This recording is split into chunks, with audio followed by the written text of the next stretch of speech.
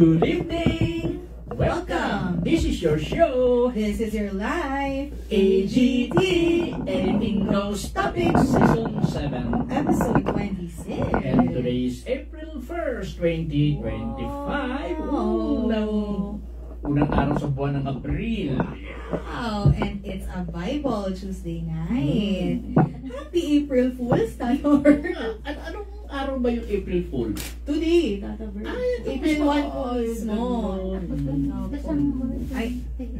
Ay, hindi po. April 1 po. April 1 talaga. Yes, ayan. Ganun po ba yun? Oo, yun data yun. Tata Bert, pautang. Pautangin ko rin si Ate Linda. Nagpasahan. Good evening po, Tata Bert. Good evening, Jen. Good evening din po sa inyong lahat dyan. Hello po. Kamusta po kayong lahat? Sana nakapagpahinga po kayo nung weekend. Nakapag-brisk walk ka ba, Tata Bert? Oo, kanina umaga rin. Ay, walang pala. Every day na? Actually, bali 3 times a week. Okay na din yun, Tata Bert. Tuesday, Thursday, and Sunday. Wow. Yan. Very good yan. Ayan po. Kayo po, kamusta ano pong ginawa nyo nung weekend? Ayan. May mga naloko na po ba today? Bukod sa mga scammer, bukod sa mga kampanya ng mga kandidatong matagal na natin naririnig na wala namang pagbabago. Marami na naman. Kasi ang dami naloko. umiikot ngayon. Ang ingay pa. Ayan na. Correct, Tata Bert. Ayan. Sabi ko, nanonood po ako ng mga speech, Tata Bert. Sabi ko kay Mama, ano Mama, lipat na tayo sa Pasig. Kasi progressive talaga yung kay Mayor Vico. Iba, ramdam mo yung ano. Anyway. Sa tao niya may nakikita ako. Meron no, Tata Bert. Iba. Alam mong genuine. May nakikita ko dyan ng maganda. Ay, thank you po. For the Philippines. Kaya dapat Vico, tumakbo ka na mayor ng ano senator Pero hindi naman ganun siguro kasi saka yung hangad niya maipagpatuloy lang yung nagawa na nila sa Pasig. Bakit hindi na maging senator? Oo nga, Ay, thank you Lord. Yan ang pinaka laking blessing sa Pilipinas if ever tumakbo siyang tumakbo siya bukod mag-brisk walk. Takbong exercise pala. Ayan po. Ayan. Nakakalungkot ang laman ng mga balita ngayon, no? Merong rambulan, suntukan, may pinatay sa ganito. Yung sa Antipolo, di ba? Road rage. Tapos kanina, may binalita na isang babae. Binaril na naman sa likuran. Ayun. Bakit ganito ng panahon ngayon? Bakit? Yan Parang isang pitik lang tatabi-tainit ang ulo. Ay, totoo. Yun naman Kabataan, yung mga rambol ng kabataan, dumadami ka ako. Magkatitigan lang na hindi maganda, ayun na. Yung naliligo sa swimming pool, nagkatitigan lang, ayun na, rambol na sila. Kung ganito na ba ang mentalidad ng mga tao ngayon, bakit kanya? There's something wrong. Baka din, hindi ko alam Tata Bert ha, pero kung mga mostly kabataan po yung ganyan ngayon, I think they lack in the proper interaction. Kasi baka very, na sila nakakulong sila sa virtual reality, diba? Yeah, pwede. Versus, kasi kung lalo na nung panahon niya, Tata Bert, kung maglalaro kayo, di ba, yung maraming oras kayo na nakikipaghalubilo sa tao. So, naiintindihan niyo at kaya niyo i-handle. Ngayon, hindi ko po alam. Lalo na yung mga games ngayon, di ba? Mga barilan. So, mabilis. Hindi ko alam. Syempre, it's all up to the parents pa rin paano palakihin. Alam na naman na talagang pinagbawal ng COMELEC ang pagdadala ng baril, license o hindi man. Pero still, no? Bakit gano'n? Ang lakas pa rin ng loob ng mga tao. Magdadala pa rin. Ganun ba ka-powerful? Ang ipagpapalit nyo yung init ang ulo nyo sa buhay. Ewan ko ba, no?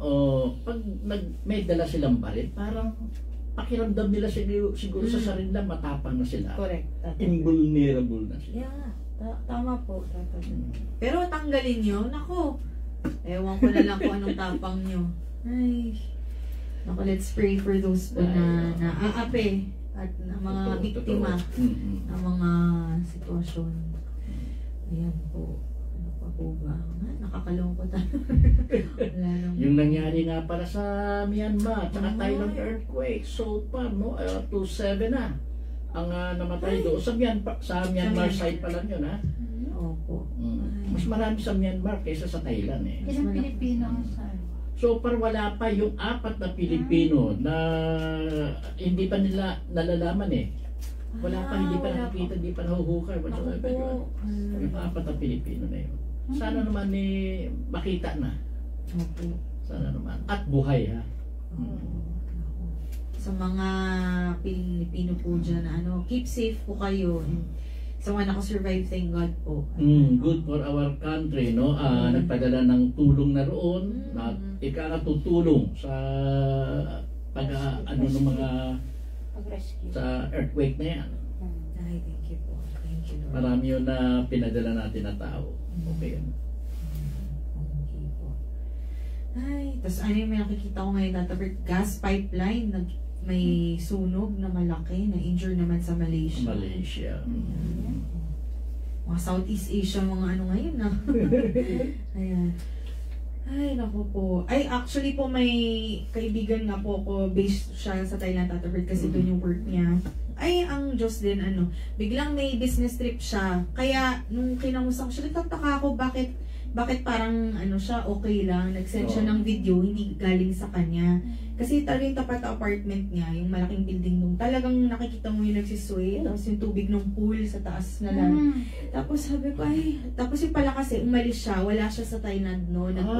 Nag-Cambodia siya, kumbaga saktong may business trip siya, nag-earthquake. Sabi ko, may kanya-kanyang oras ng Ang nga raw no? Marami sa Pilipino, actually, nasa simbahan daw. Time na yun. May overheard ako na nagsabi ng ganun, eh. Marami raw ang nagsimba sa simbahan. At yung simbahan, hindi naman masyado na damage na, no? Wow. Kaya, yun ang maganda na ikaw na nakatulong. Yes. Linggo ba nangyari?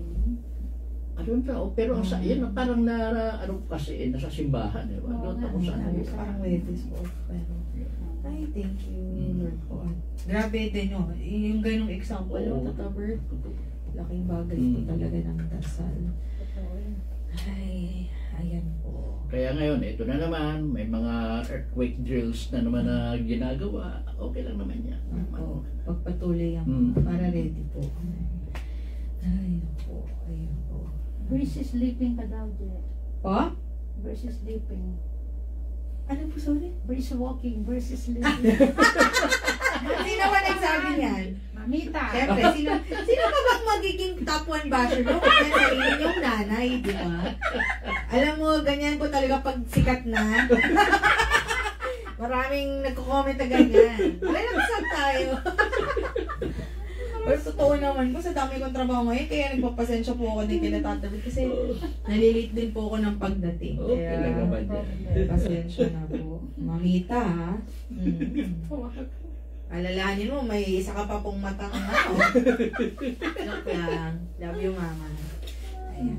Ganyan na lang. yan. Ganyan man lambing si mama. Tapos parang ako rin para kay Sandra, ganun. Parang naipapasok. Yan nga, tinulungan mo.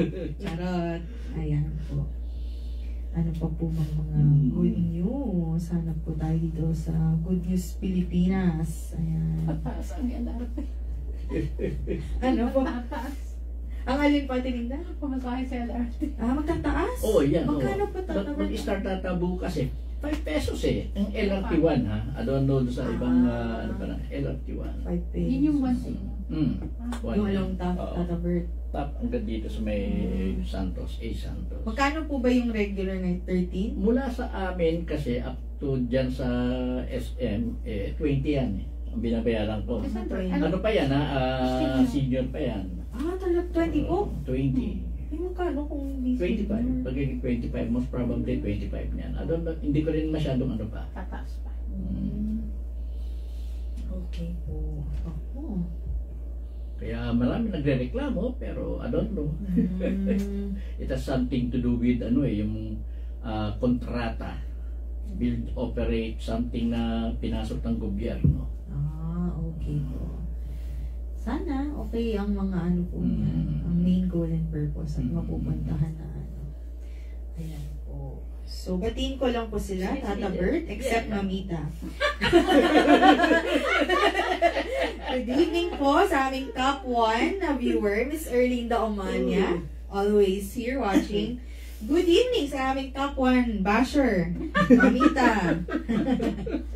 Tita Helen Tolentino, kamusta? Tita Nati Antonio. Yan. Kuya Mariano Demain. Ate Connie Magnaye. Kuya Joseph Crisostomo. Miss Maria Corazon Dalida. At ang walang humpay na si Miss Marina Espedilla. Ayan. Good evening po sa inyong lahat. Puro letter M halos. Letter M. Ayan po. So sa mga kakapasok lang po, wala na po kami masyado mahanap na balita ni Tata Bert na maganda-ganda. Maganda-ganda. Ayaw naman namin na magbalita sa inyo ng tungkol sa Opo wala. Ganun talaga. Gawin na lang natin araw-araw na yan. Pagpatuloy na magpasaya, ganyan. At ano po kami, nasa mga ngaral na po kami na kabanata ng Biblia. Or Ecclesiastes. Ayan. Doon po pala sa mga hindi pa nakapanood na lecture ni Tata Bert, tulad ko, meron pong replay or abangan nyo rin po bukas. Bukas. Ayan. Kasi maganda yung lecture ni Tata Bert na plinano niyang sakto para sa mahal na araw na malapit na, Tata Bert. Ayan. Ayan na. So, yun nga, sana bigyan nyo rin ng panahon yung pakikinig sa lecture na yun. Marami kayong mapupulot doon. Na hindi nyo basta-basta maririnig sa iba. Ngayon lang. Yes. Ayan po. Okay na po tayo, Tata Bert? Yes, pwede na. Ayan po. So, continuation po ito dahil tumigil po kami sa chapter 5, verse 1 to 7. So, itutuloy na po namin na verse 8. So, pagbasa mula sa aklat ng mga ngaral, chapter 5, verse 8. Ang buhay ay walang kabuluhan. Huwag kang magtataka kung makita mong ang mahihirap ay inaapi ng mga nasa kapangyarihan. Alalahanin mong ganoon din ang ginagawa ng nakatataas sa kanila. At bawat pinuno ay may nakasasakop ding mas mataas na pinuno. Sa isang lupain puno ng kasaganaan, ang hari ang may pinakamainam na kalagayan. Ganyan talagang yung hierarchy na tinatawag yan no. Ang pinakahari, syempre, siya ang siya ang nagmamando. May mga susunod din sa kanya na tinatawag ng mga sidekick niya or mga advisors niya, at meron pa mga susunod pababa. Ganyan talaga ang niyan At ang matatawag nating pinakadulo syempre yun ang hirap. Dahil sila ang gaganap ng mga bagay-bagay para sa para sa palasyo nila ngayon dahil hari ang binabanggit. Ang gahaman sa salapi ay walang kasiyahan at ang sakim sa kayamanan ay hindi masisiyahan sa kaunting pakinabang. Ngunit ito man ay walang kabuluhan. Yeah, totoo naman. Walang kasiyahan. May mga tao kasi na ganyan. Walang kasiyahan. Ika nga malaki na ang perang nakukuha nila. They want more. Hindi, kumagano hindi makontento. Wala kapusugan. Parang, walang kabusugan. Yeah, that's correct. Yes. Pero, sa totoo lang, wala rin nangyayari doon pag dumating yung oras na nila. Walang kaya sinasabi, wala raw kabuluhan. Yan. Hindi madadala ang kayo. Paano magkakaroon ng kabuluhan yon? Siya, ika nga mag-share naman siya sa iba. Gamitin niya sa mabuti. At least man lang, kung ano man mangyari sa kanya, sa dulo, meron siyang maiiwang magandang legacy. Tama. Mm. Correct ako. Mm. Habang lumalaki ang kayamanan, dumarami ang pangangailangan at ang tanging kasiyahan ng may-ari ay ang isiping siya ay mayaman. Ganun talaga, no?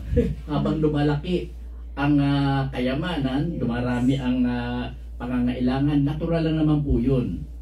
Ika nga, numero unong kailangan niya ay yung protektahan yung kanyang kayamanan. Yan ang una. At ang isang mayaman actually, kasiyahan na rin niya yung masabing mayaman siya. Nabibili niya ang lahat ng kailangan niya. Ganun yun. Pero in the end, wala rin mararating eh. Opo.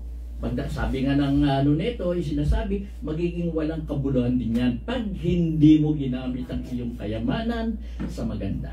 Tama.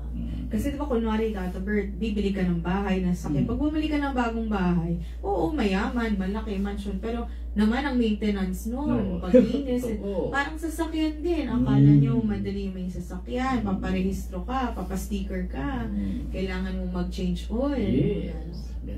Kaakibat talaga ng pagkakaroon ng kayamanan ng maraming gagastusin ka rin. Yes. Ayan po. Mahimbing ang tulog ng isang manggagawa, marami man o kaunti ang kanyang pagkain. Ngunit ang mayaman ay hindi man lamang dalawin ng antok. Ang manggagawa kasi na wala namang kayamanang matatawag. Kontento na yan sa kung ano yung kinikita niya. Sapat-sapat na sa kanya yan. Makakatulog na siya ng mahimbing yan. Unlike yung mayayaman, no? Na hindi makontento. Ika nga, hindi dadalawin ang antok yan eh. Hindi nga makatulog yan eh. Iniisip yan, papaano pa rin kung maubos ang kanyang kayamanan. Pero sa totoo lang, mayamang-mayaman na siya. Ganun pa rin yun. May insecurity pa rin matatawag yun. Correct. Mas parang mas malaki pa, no? Oo, mas malaki pa talaga ang problema niya. Nag-iisip eh. Iisip yan. Naku, baka pag nakawan ako ni ganito, nawawala rin tuloy at tiwala niya sa tao. Tama. Ayan. Ito ang isang nakakalungkot na pangyayari na nakita ko sa mundong ito. Ang tao'y nag-iimpok para sa kinabukasan. Ngunit nauubos din sa masamang paraan, kaya wala rin siyang maiiwan sa kanyang sambahayan. Ang isang tao no, na nag-iimpok para sa kinabukasan, marami nga namang ganyan. Pero nauuwi rin sa wala kung yung inimpok mong pera, gagastusin mo rin sa hindi maganda. Mas magandang yung naimpok mong pera, ilaan mo na lang doon sa magagandang proyekto na ika nga makakatulong ka sa kapwa mo. Mas maraming tao pang mag-a-appreciate sa iyo yan. Maraming tao yung ika nga igagalang ka dahil sa gagawin mo yan. Pero kung mag-iimpo ka lang, nang wala ka namang inaano para matawag lang na may pera ka, hindi mo gagamitin sa hindi maganda. Hindi mo gagamitin sa maganda, wala rin kauwian yan. Tama. Kasi parang pangyabang lang. Oo, ganun talaga. Mawawala yung ganun kayamanan kasi. Kung paanong tayo'y walang dala ng isilang dito sa daigdig, wala rin tayong madadala pagpanaw natin. Wala tayong madadalang anuman sa ating pinagpaguran. Yes, ganyan nga eh. Sabi nga isinilang tayo sa mundong ito ng hubad. Aalis din tayo ng walang dala. Parang nakahubad din. Ganun talaga yan. Wala tayong madadalang anuman pag namatay po tayo. Kaya better na hanggat buhay ka rito sa mundo, gamitin mo sa maganda yung buhay mo. Maging makatao ka, maging mabuti ka sa iyong kapwa. Para ika nga meron naman dadalaw sa libingan mo in the event na may mangyari na sa iyo. Narito pang isang mahirap isipin. Kung ano ang ayos ng tayo dumating, gayon din ang ayos sa ating pag-alis. Nagpapakapagod tayo ngunit wala ring napapala. Yun nga, kung anong ayos nung dumating tayo sa mundo, ganun ding ayos pag namatay tayo. Wala tayong madadala kasi Dumating ka sa mundong ito nang wala kang dala. At pag namatay ka, aalis ka rin ng walang dala. Lahat ng pinagapaguran mo, lahat ng inipon mo, hindi mo madadala yan. May iiwan mo rin yan. Kaya kung mag-iiwan ka, mag-iwan ka na nung kabutihan na. Yes, ganun sana. Ganun na. Tama po. Bukod dito, ang buhay natin ay laging may alinlangan. Puno ng pagkabalisa, hinagpis, galit, at karamdaman. Ganyan talaga. Pagka iisipin mo may pera ko pero papaano nito? Puro pag-aalinlangan talaga ang mangyayari niyan. Better na maging maganda yung gagawain mo para napupokus sa maganda yung pagkakaroon mo ng buhay sa mundo. Ito ang isang mabuting bagay na aking nakita. Nararapat lamang na kumain, uminom, at pakinabangan ng isang tao ang bunga ng kanyang pinagpaguran sa mundong ito. Sa maikling panahong ibinigay sa kanya ng Diyos, ito ang ating bahagi. Siyempre naman, nabuhay ka sa mundong ito at may pera ka man, kumain ka ng masarap. Mamasyal ka, uminom ka ng mamahaling alak, huwag na may sobra ha. Ika nga gusto mong kumita, pinagpaguran mo yan, gamitin mo. Samantalahin mo na habang andyan dyan pat kumikita ka, yung kita mo na yung gamitin mo na kung paano ka masasayahan dito sa pagkabuhay mo rito sa mundo. Enjoy life. Enjoy life. Hindi natin malaman kasi kung gaano kahaba tayo mabubuhay sa mundo. Hanggat maaari, kung maikli buhay mo, di gamitin mo na yung mga bagay habang maikli ang buhay mo. Ganoon din ang dapat gawin ng lahat ng niloob ng Diyos na yumaman. Tanggapin ang kanilang bahagi at pakinabangan ang bunga ng kanyang pinagpaguran sapagkat ito ay kaloob ng Diyos. Sa gayon, hindi siya malulungkot kahit na maikli ang buhay niya sa daigdig sapagkat puno naman ito ng kasiyahan. Halos parehas yan ang paliwanag po natin kanina, no? Hindi natin malaman kasi kung gaano kahaba tayo mabubuhay sa mundo. Diyos lang nakakaalam yan. So, kapag nandito ka na, may pera ka naman, gastusin mo na sa maayos. Gastusin mo na kung saan ka sasaya. Huwag ka lang mananakit ng tao. Huwag ka lang mag-aabuso ng tao. Gamitin mo sa kung paano ka sasaya. Thank you, Tata Bert. Ito po ang salita ng Diyos. Salamat sa Diyos. Salamat sa Diyos. Ito na po tayo. Chapter 6. Walang kabuluhan ang kayamanan. Narito ang isang kawalan ng katarungan na nagaganap sa mundo. Isang tao na binigyan ng Diyos ng malaking kayamanan, maraming ari-arian at karangalan. Sa kasawayang palad, hindi niloob ng Diyos na tamasahin niya ang kasiyahang dulot ng mga bagay na ito. Bagkus ay iba ang nakinabang. Ayan. Yun na nga nasa iyo na halos ang pera na matatawag daw mayamang ka lahat andyan dyan sa iyo. Ang problema nagpaka-busy ka siguro kung paano ka kikita ng pera. Although yung perang iyan matatawag na kaloob ng Diyos. Hindi mo rin madadala yan, wala rin mangyayari dyan. Kaya mas maganda, no, habang binibigyan mo ng kasiyahan ng sarili mo, mag-share ka na sa iba. Mag-establish ka ng mga bagay-bagay na makakatulong sa tao. Ito man ay walang kabuluhan at nagdudulot lamang ng sama ng loob. Yun, totoo. Mabuti pang dihamak ang sanggol na ipinanganak na patay kaysa isang taong nagkaanak ng 100 at nabuhay ng matagal ngunit hindi naranasan ang maging masaya at hindi pinarangalan nang siya ay ilibing. Mabuti pa ang hamak na sanggol na ipinangnak na patay. Sa bagay, mabuti pa yun dahil ika nga wala na siyang alalahanin eh. Patay na rin siyang dumating sa mundo. Kesa naman sa isa na nagkaanak pa ng 100.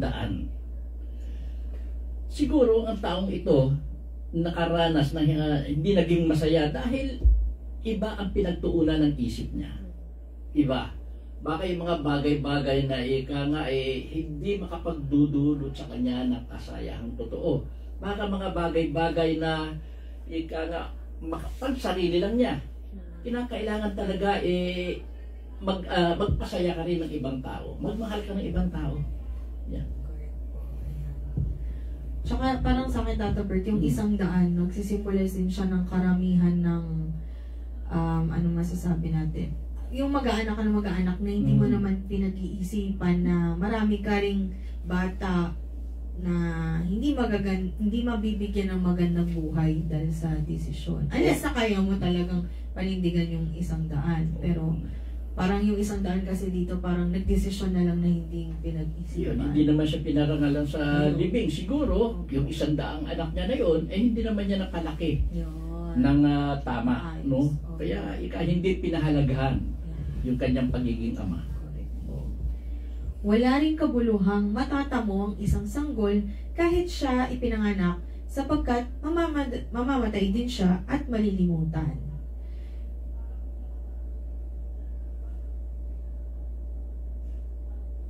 Pwede at ituloy na. Sige po. Hindi nito nakita ang araw ni natikman ang mabuhay, ngunit mayroon naman siyang ganap na kapayapaan. Kaya mabuti pa siya nang hindi hamak kaysa isang taong nabuhay ng 2,000 taon ngunit di nakaranas ng kasiyahan. Hindi ba't iisa lang ang uuwian ng lahat?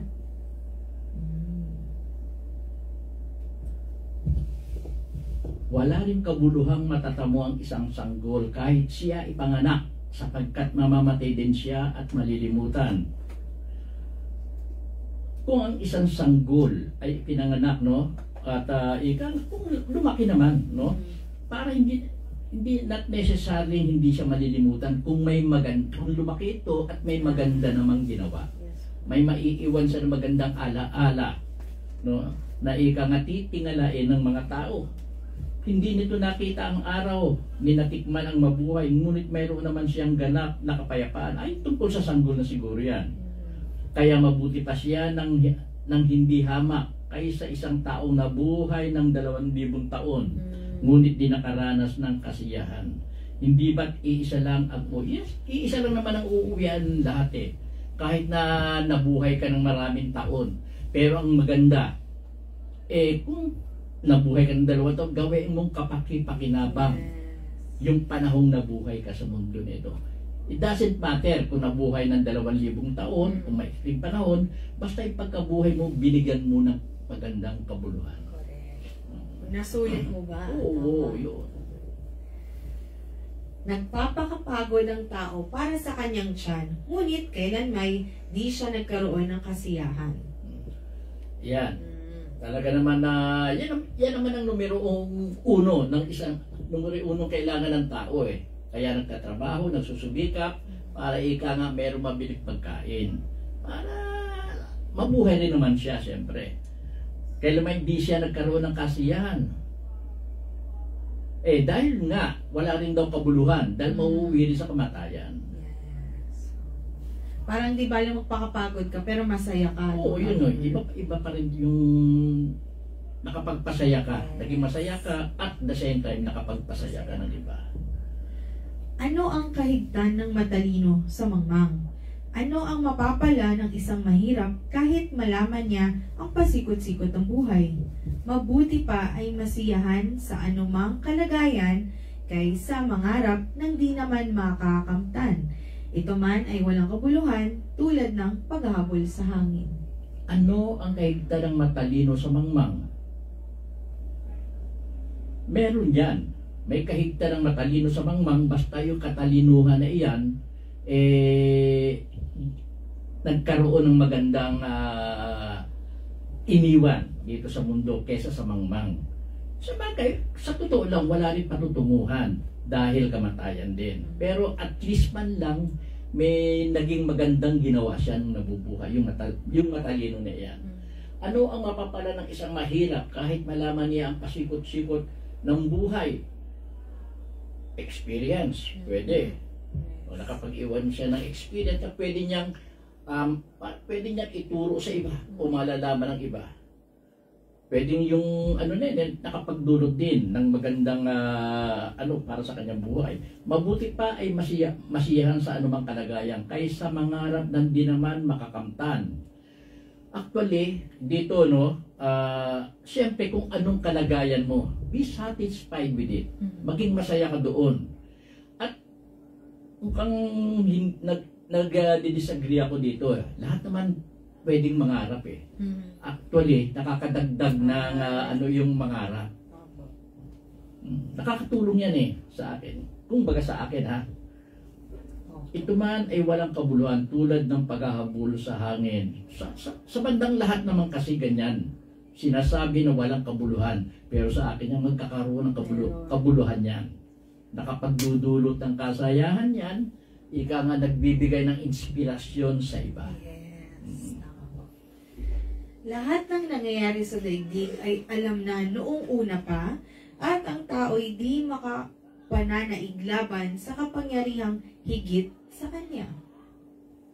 Alam naman ng Diyos, yung mga bagay-bagay na nangyari, na alam naman ng Diyos yan eh.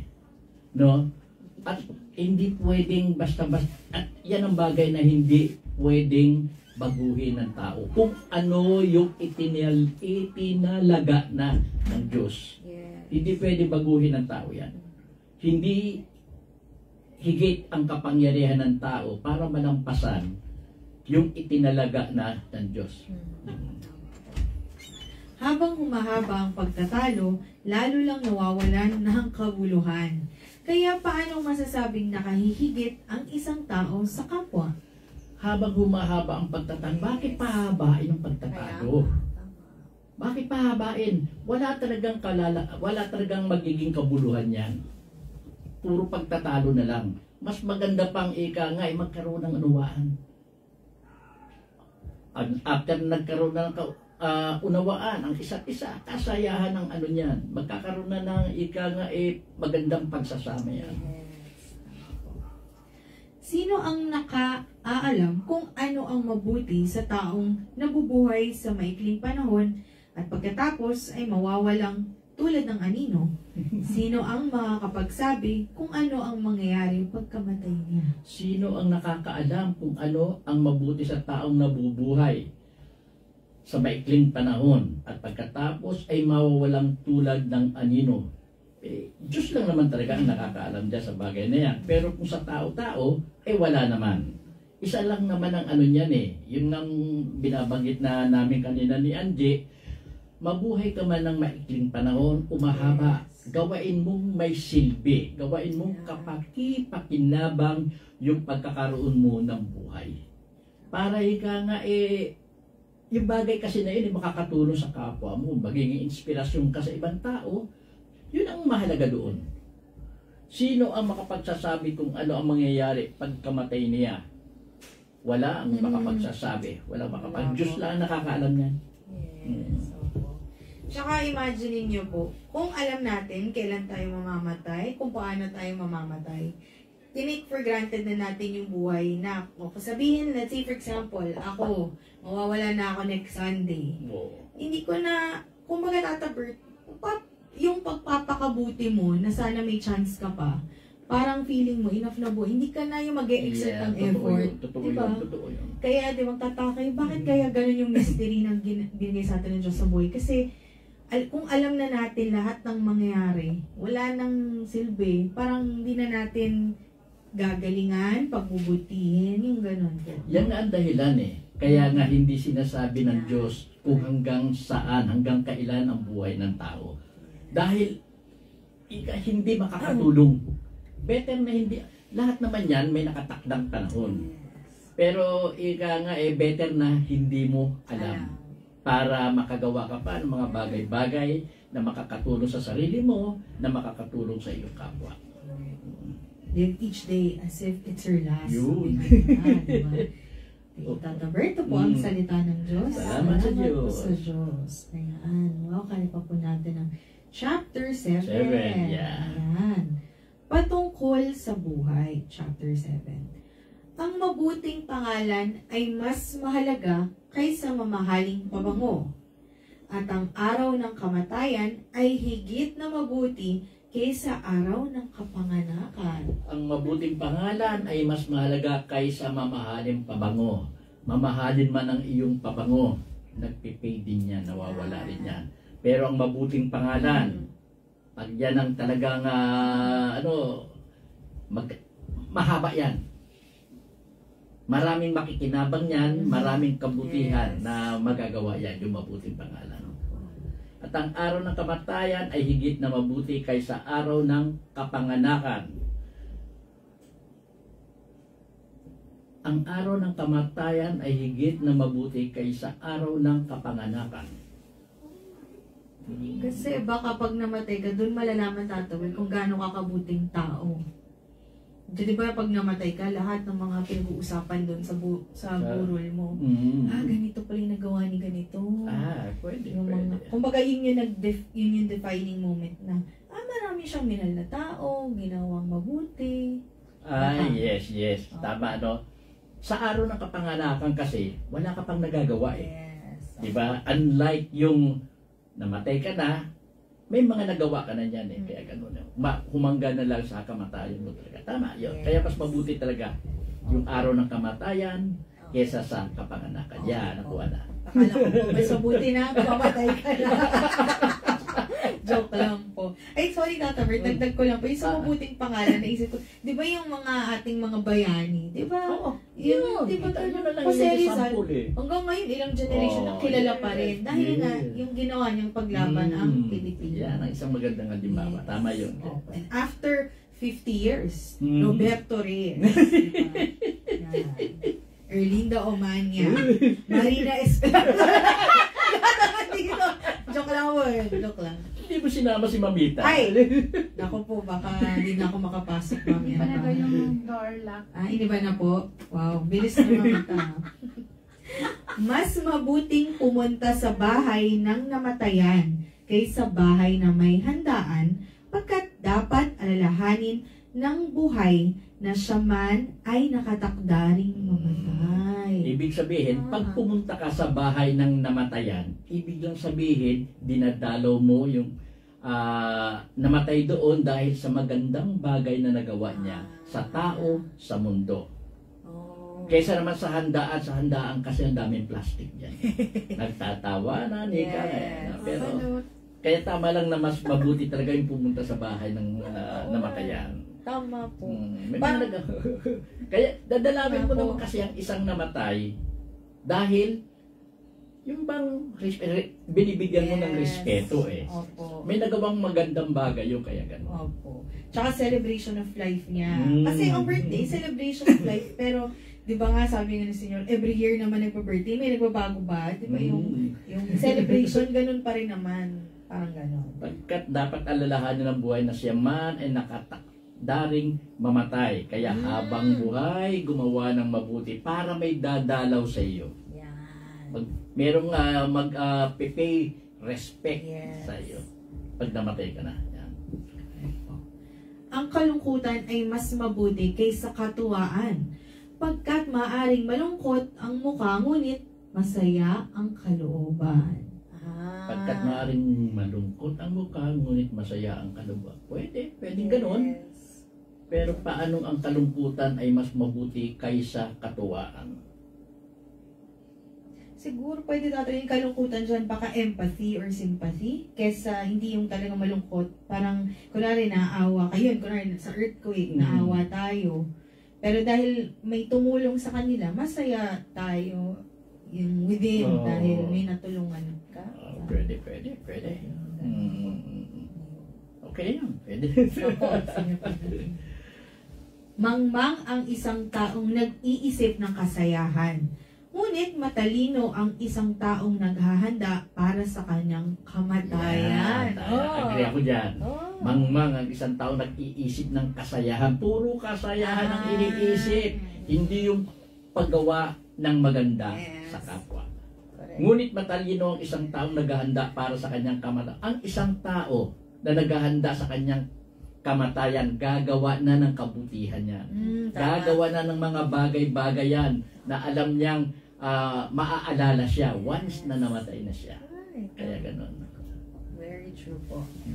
Mas mabuting makarinig ng saway ng matalino kaysa isang mangmang ang pupuri sa iyo.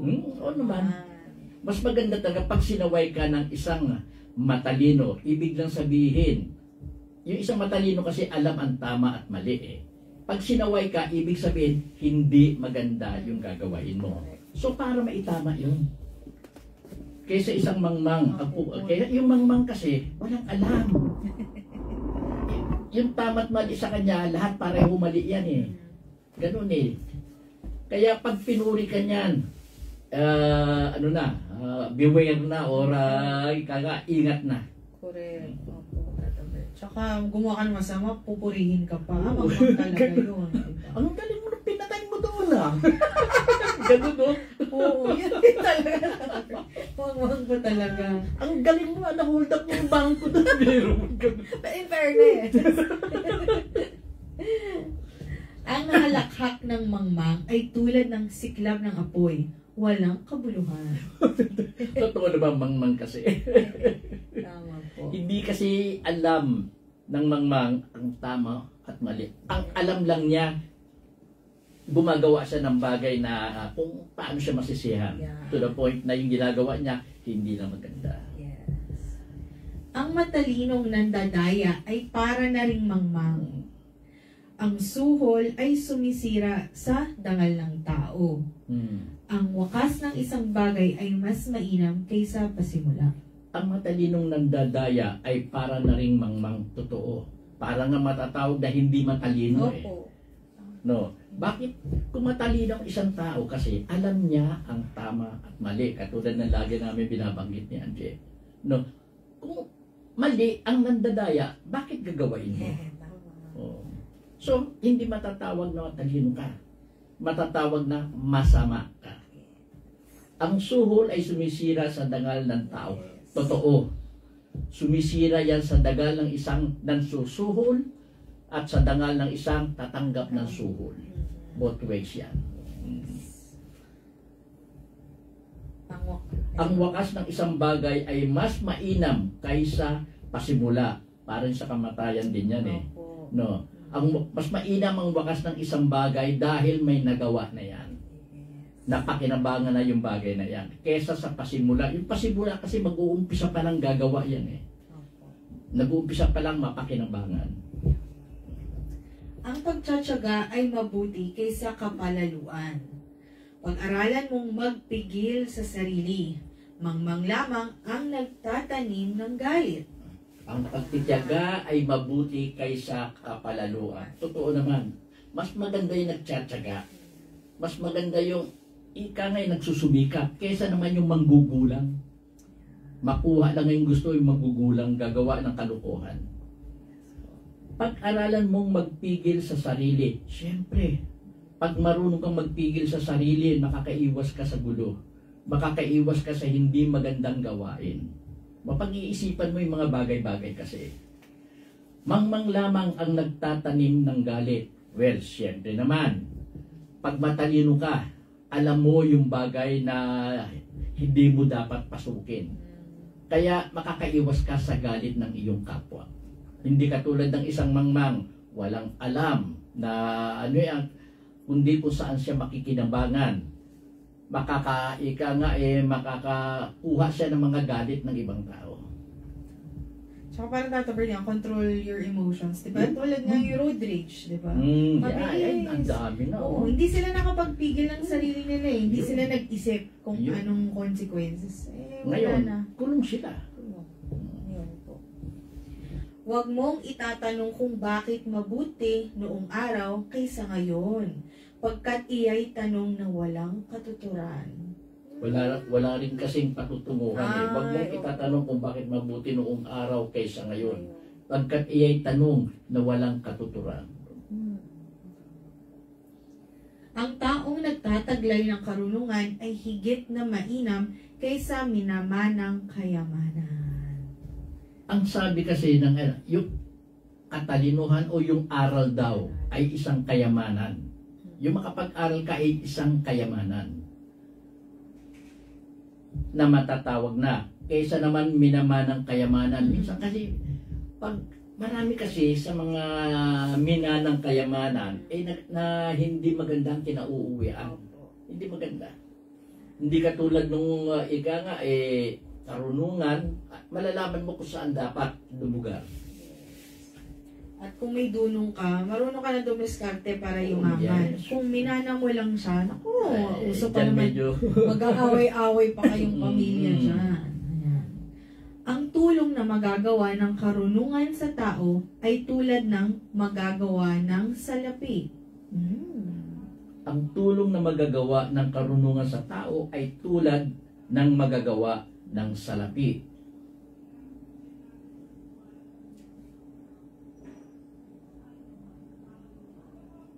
Ang isang tao kasi pagka marunong, maraming magagawa yan. Maraming magagawa yan pag marunong ang isang tao.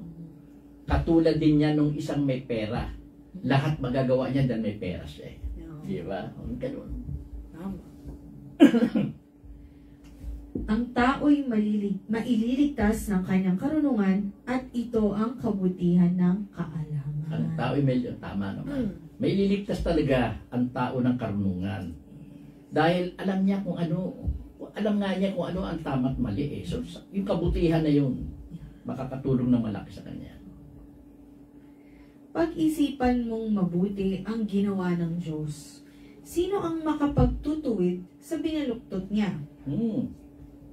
Pag-isipan mong mabuti ang ginawa ng Diyos, sino ang makapagtutuwid sa binaluktot niya?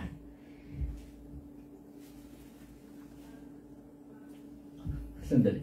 Pag binaluktot ka ng Diyos, ibig sabihin yung pagbaluktot, yun ang tama. Hindi naman ibig sabihin baluktot mali eh. Mali, opo. Pag binaluktot ka ng Diyos, ibig sabihin yung ginagawa mo hindi tama. At ang pagbaluktot na yon, yun ang tama. Okay po. Saan po Bagets ito mo? tatabi? Maraming tao iniisip kasi na mabuti yung ginagawa nila eh. Okay po. Tapos once na feeling nila pag binaluktot sila, since sa kagustuhan nila, akala nila, parang mali. Kala nila, ika nga, babaluktutin ka ng Diyos kayo. Ilalagay ka sa tama. Yung para magawi ka sa tama, kasi yung pagbaluktot na gagawin ng Diyos eh. Opo. Ibabalik From ka. then on, diretso ka na. Tama po. Magalak ka kung mainam ang takbo ng lahat ng bagay.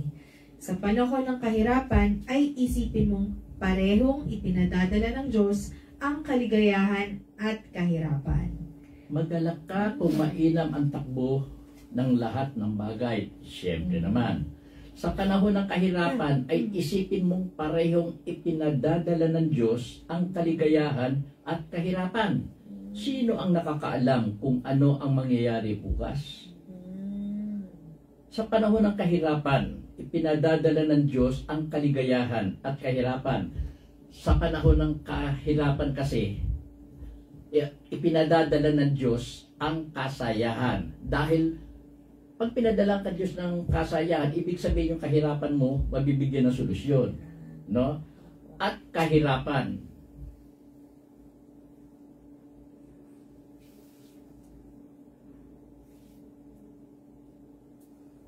Pinadadala ng Diyos ang kaligayahan at kahirapan. Pwede rin na bago mo makuha yung kasayahan, yung kaligayahan, kinakailangan dumaan ka muna sa hirap di ba? Tama yun. Kailangan dumaan. Kaya sabay mo makukuha matatawag yan. Yes, opo. Para makuha yung kaligayahan, dadaan ka sa kahirapan muna. Yes.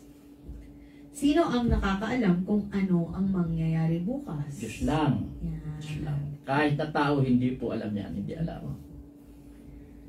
Sa loob ng maikling panahon ng aking pamumuhay, nakita ko ang lahat ng bagay.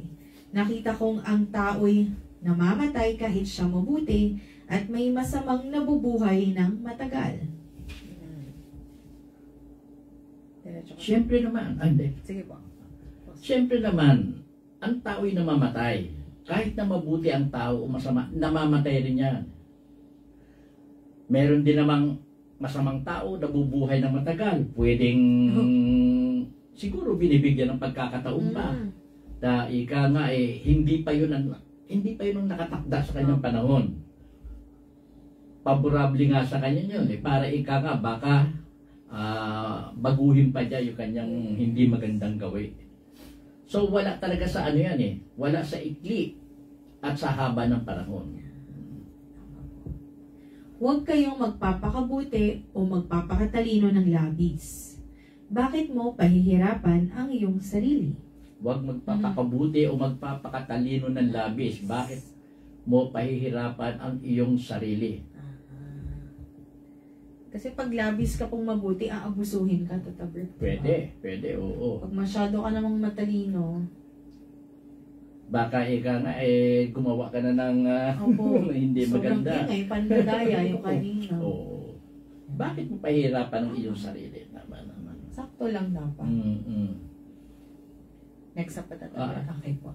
Ngunit huwag ka rin namang magpapakasama ni magpapakamangmang at baka mamatay ka nang wala sa panahon. Mas mabuti talaga na gamitin mo sa maayos yung buhay mo. Huwag kang magpakasama na, huwag kang magpakamangmang. Magpakabuti ka na lang. Dahil hindi mo alam kung hanggang saan ang buhay mo Huwag kang magpapakalabis ng kabutihan o kasamaan. Sa anumang kalagayan mo, magtatagumpay ka kung may takot ka sa Diyos. Basta gumawa ka na lang ng kabutihan. Gumawa ka na lang ng kabutihan. Pang matagalan o pang maiktian, basta mabuti. Higit ang magagawa ng karunungan ng isang tao kaysa magagawa ng 10 hari sa isang lungsod. 10 hari sa isang lungsod. So hindi haring matatawag yan. Isang lungsod Hindi naman pwedeng maraming hari sa isang lungsod. So most probably, baka 10 opisyal ng lungsod. Pwede yan. Higit ang magagawa ng karunungan ng isang tao kaysa magagawa ng 10 hari. Minsan kasi pag maraming matataas na tao, nagkakaroon ng diskurso masyado Minsan hindi nagkakaroon ng magandang agreement. Kaya mas mabuti pang isang matalinong tao dahil isang desisyon lang ang gagawain. Isang desisyon lang ang susundin. Unlike yung marami.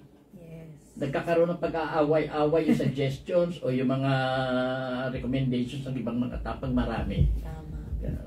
Tsaka, ang bansa, isa ng presidente, o prime minister. Taka ko dito, hari kasi tapos isang para tama yung tatabrik sila, symbolism siya.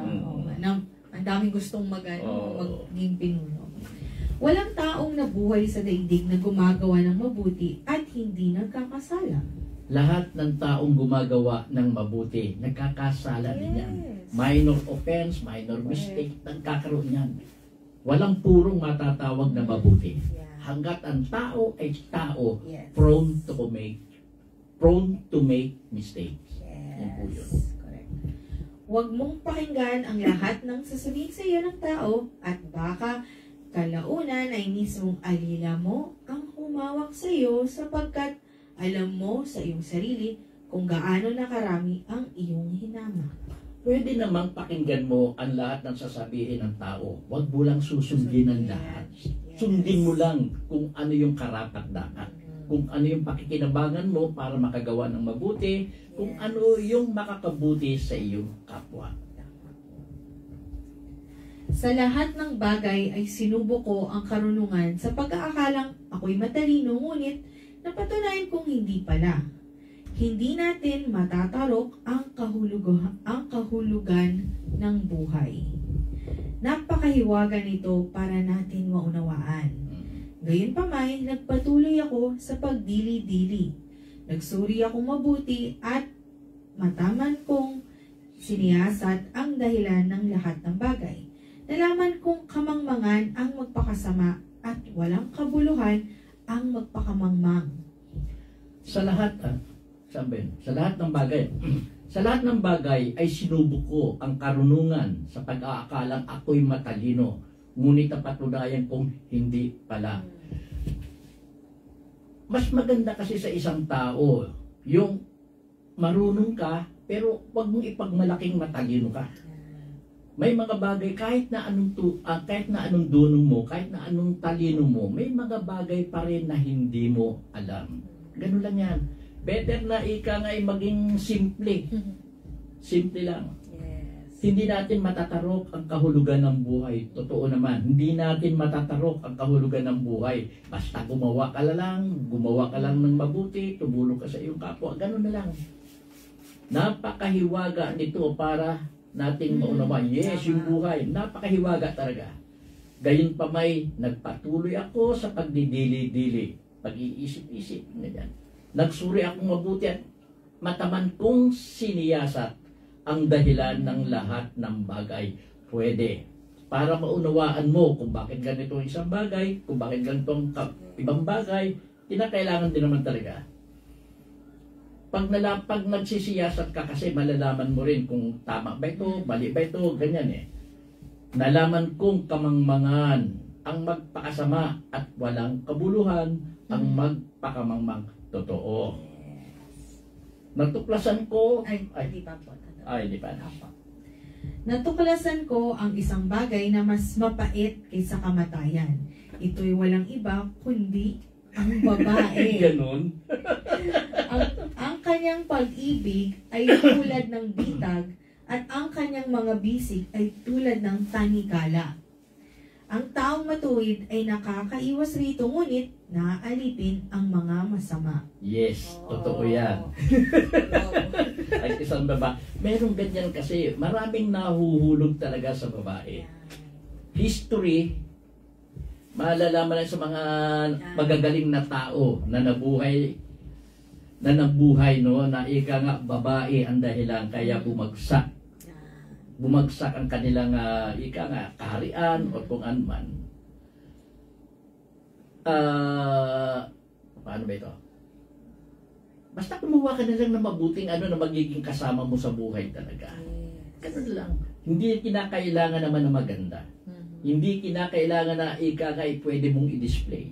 Basta ika nga, mabuting babae, magandang takbo ng isip,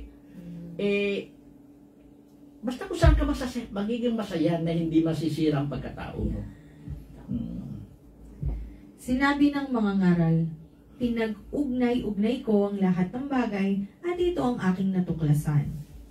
Pagkatapos ng mataman ngunit bigong pagsisiyasat, natuklasan ko sa 1,000 lalaki, isa lamang ang matalino. At sa 1,000 babae, walang matalino kahit isa. Ganon? Ano yan? Pagkatapos, bigla, ngunit bigong pagsisiyasat, natuklasan niya na sa 1,000 lalaki, isa lamang ang matalino. At sa 1,000 babae, walang matalino kahit isa.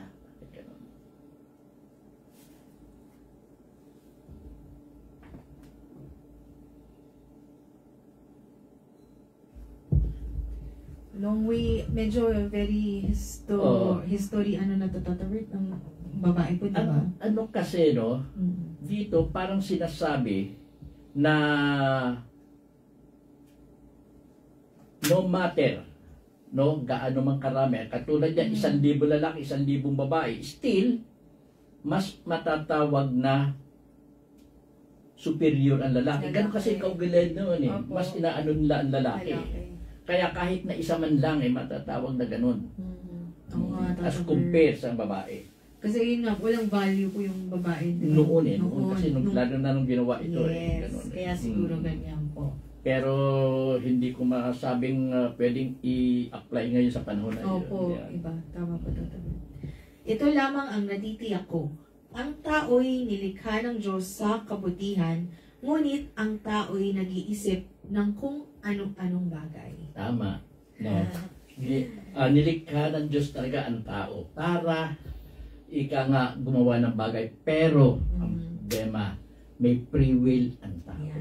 Na hindi pwedeng pakilaman ng Diyos. Na nire-respeto ng Diyos. Nasa tao na kung gagawa siya ng mali o tama. Pero ang ina-expect ng Diyos, gagawa siya ng tama. Thank you, Tata Bert. Ito po ang salita ng Diyos. Salamat sa Diyos. Sa Diyos. Aba, nasaktuhan po natin yung ating... Nadagdagan tayo. Hanggang 6 Opo. lang ano. Opo. Pero okay naman eh. 7 na po yun, Tata Bert. Ah? 7 na po yun. Opo. Yan po. Ayan, so sa akin po ang natutunan ko dito, yun nga yung sa buhay po natin, hindi natin alam kung kailan tayo mawawala sa mundo. So, sipagin natin araw-araw, may magawa tayong mabuti. Kung wala ka pong means na makagawa ng mabuti, magsabi ka ng mga gandang o mabuting salita. Pwede mo ipagdasal, o yung mag-thank you ka, mag-sorry ka, yung mga ganong bagay. At least kahit papaano, kahit isa lang sa isang araw.